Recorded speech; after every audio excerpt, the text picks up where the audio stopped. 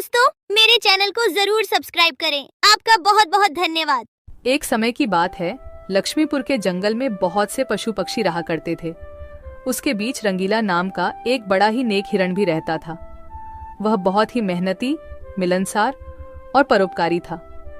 वह अपने मन, कर्म और वचन से सबका ख्याल रखता था। किसी का स्वास्थ्य खराब होने पर वह हालचाल लेने के साथ साथ उसके उपचार की भी व्यवस्था करता था। वह जहां रहता था वहां अपने मेहनत से चारों तरफ हरियाली रहता था। एक बार रंगीला स्वयं बीमार पड़ गया। उसे ऐसा बुखार चढ़ा कि उतरने का नाम ही नहीं ले रहा था। उसने स्वयं कुछ जड़ी बूटियां खाई, लेकिन कोई लाभ नहीं हुआ।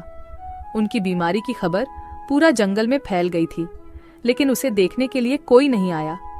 तब उसका मन अधिक मुरझा गया। उसे उठा नहीं जा रहा था।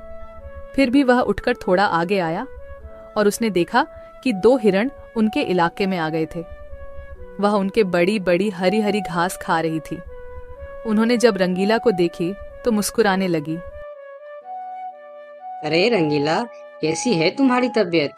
हम लोग तो तुमसे ही मिलने आए हैं, तुम्हारा हालचाल जानने आए हैं।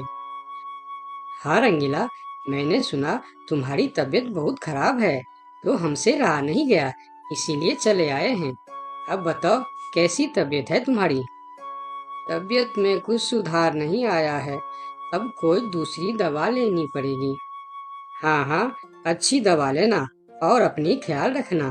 अब तुम आराम करो, हम चलते हैं।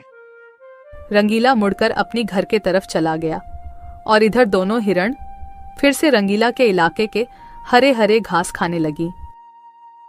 हमने इस जगह के बारे में जितना सुना था उससे कहीं ज्यादा पाया। रंगीला ने बड़ी मेहनत से ये गुलशन सजाया है।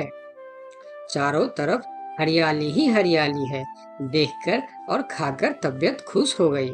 अभी पेट भरकर खा लेता हूँ, फिर कल रंगीला से मिलने के बहाने आ जाऊंगा। हमें रंगीला से क्या काम, हमें तो यह हरियाली खींच लाई है। चलो, हम फिर कल आएंगे रंगीला से मिलने के बहाने। जब दोनों हिरण का पेट भर गया, तब वह वहां से चले गए और अपने इलाके में जाकर वह रंगीला के इलाके के हरे हरे घास के बारे में तारीफ करने लगे। अरे भाई, यहाँ सूखे घास खाकर पड़े हो, वहाँ जाओ रंगीला के दरबार में, रंगीला का हालचाल पूछो और पेट भर के हरे हरे घास खाओ। बहुत अच्छा है रंगीला, उसके बीमार होने पर भी हमें हरे हरे घास खाने के लिए मिल रहे हैं। रंगीला बहुत अच्छा है, बड़ा ही नेक हिरन है, उसके बीमार होने पर भी हमें हरे हरे घास खाने के लिए मिल रहा है। इससे अच्छी बात और क्या हो सकती है। वहां बहुत सारे हिरण की टोली बन गई।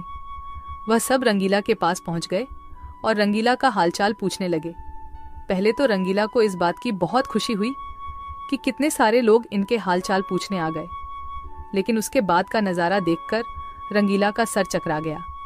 सारे हिरण उनके इलाके के घास खाने में जुट गए थे।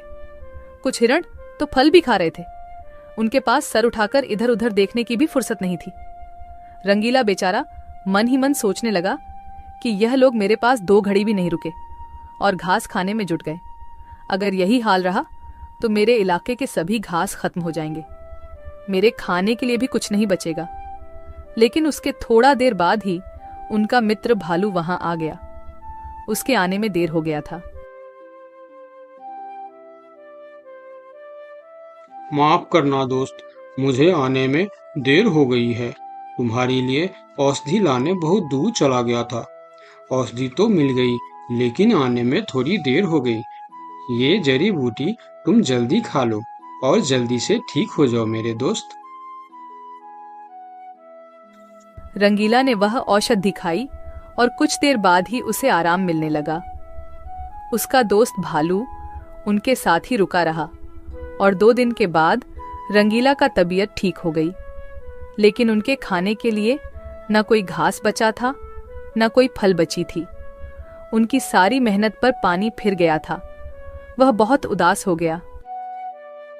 दोस्त रंगीला, मैं जानता हूँ ये मतलब का संसार है। ज्यादातर यहाँ सब दोस्ती दिखावा का ही करते हैं। सब अपने फायदे की सोचता है।